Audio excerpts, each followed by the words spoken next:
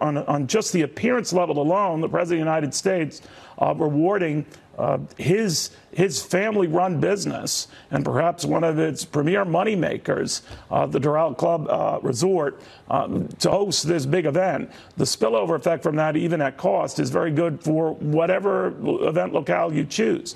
But again, they are arguing that this is not a violation of the Emoluments Clause where someone is profiting off of something. I believe Judge Napolitano has a different notion of that. What do you think? Well, Neil, it's not my notion, it's the Constitution's notion. When the Constitution does not address profits, it addresses any present, as in a gift, any emolument, as in cash, of any kind whatever, I'm quoting the Emoluments Clause, from any king, prince, or foreign state. So if this were a meeting of the governors of the United States, there'd be no Emoluments Clause problem. The purpose of the Emoluments Clause is to keep the President of the United States of America from profiting off of foreign money. Here we go again, not in the campaign, but in some event or entity that he controls or is running.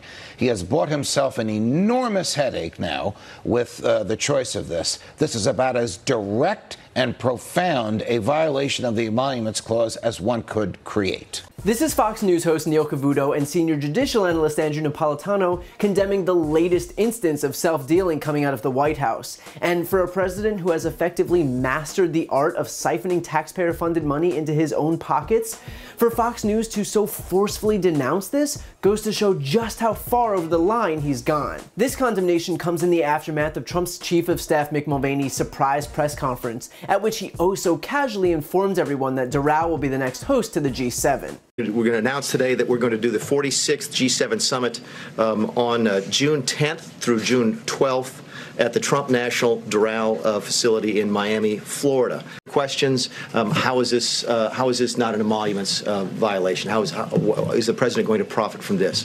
I think the president has pretty much made it very clear since he's got here that he doesn't profit from being here. He has no interest in profit from being here. It's one of the reasons that he's not taken a salary since he's been here. He's given that salary to charity. Will not be profiting here. How is this not just an enormous conflict of interest for the president to host the G7 at his own resort? And how will the president continue to criticize the Biden family for self-dealing at the same time he's doing this? Okay, a couple different things. First off, you're not making any profit. I think we've already established that. I think some marketing and branding opportunities. It's a huge. I've heard that. I've heard that before. I guess I've been the chief now for about 9 or 10 months, and I always hear it whenever we go to Mar-a-Lago. It's a huge branding opportunity. Whenever he plays, at Trump Mar-a-Lago, we play golf at Trump Bedminster. He goes to play golf at Trump up in Sterling, and everybody asks the question: is it not a huge marketing opportunity? I would simply ask you all to consider the possibility that Donald Trump's brand is probably strong enough as it is, and he doesn't need any more help on that. This is not like it's the most recognizable name in the English language and probably around the world right now. So no, that has nothing to do with it. What's the difference between this and what we're talking about, the Bidens? Well, first of all, there's no profit here. Clearly, there's profit to the Bidens. And second of all, I think if there's one difference as you look at between the Trump family and the Biden family, Trump family made their money before they went into politics. We know the environment we live in. You all know the environment that we live in. And he knows exactly that he's going to get these questions and exactly get that reaction from a lot of people. And he's simply saying, okay, that's fine. I'm willing to take that. Well, as long as Trump got over the fact that he's using the federal government to enrich himself a long time ago, then I guess there's really no reason why we all shouldn't too. Did I get that right? Mulvaney claims that Trump's not interested in profiting from the presidency, pointing to the fact that he hasn't taken his $400,000 salary. Granted, according to the Center for Economic Progress, Trump will save as much as $15 million per year thanks to his tax cut, and his family will save another $4.5 million thanks to an amendment to the estate tax. But hey, I'm sure that $400,000 is going to leave quite the bruise on his balance sheet. Mulvaney goes on to disprove the entire notion of this being a marketing and branding opportunity because Trump's brand is already so famous.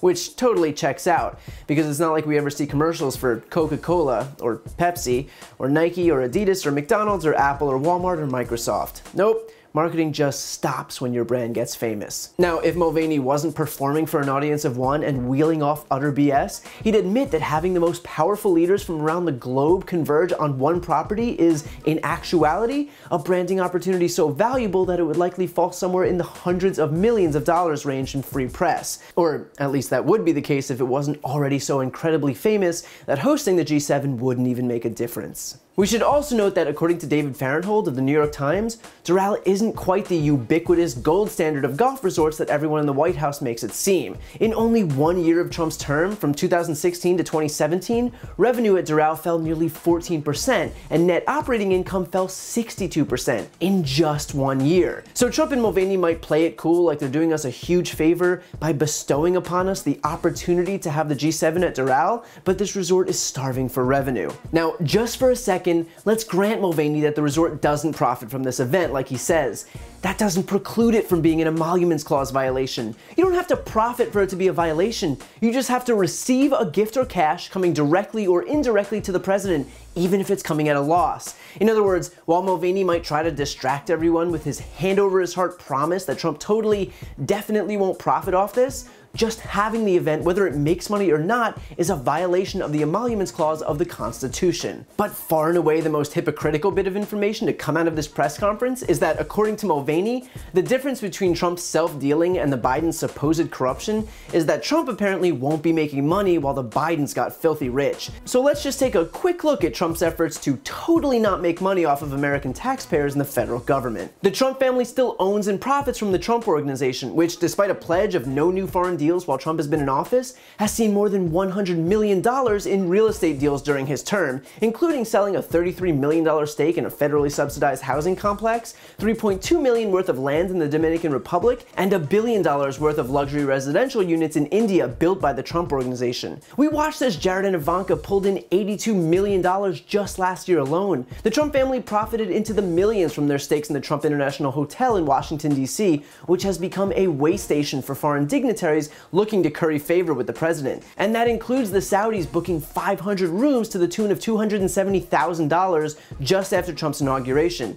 And it's not just foreigners. The Trump Organization was paid $4.2 million by Republican candidates and campaigns, and Trump's own re-election campaign spent over $740,000 at his property since he took office. And look, I'm not saying this is self-dealing, but yeah, no, this is the literal definition of self-dealing. Even Trump's cabinet has been siphoning money into the Trump Organization. Mike Pence recently stayed at Trump's Doonbeg Resort in Ireland, despite it being 181 miles away from his official meetings in Dublin. US military personnel have been staying at Trump's Turnberry Resort in Scotland, a property that lost $4.5 million in 2017 and was miraculously up $3 million in 2018 after becoming the hotel of choice when Trump took over. Attorney General Bill Barr dumped $30,000 into Trump's DC hotel for a holiday party. Just Trump's golf trips alone to his own properties have cost US taxpayers over $340 million. The Trump family's entire business model is to funnel money from US taxpayers to their companies into their own pockets. And so now, with the announcement that Doral will host the next G7, while astonishingly corrupt,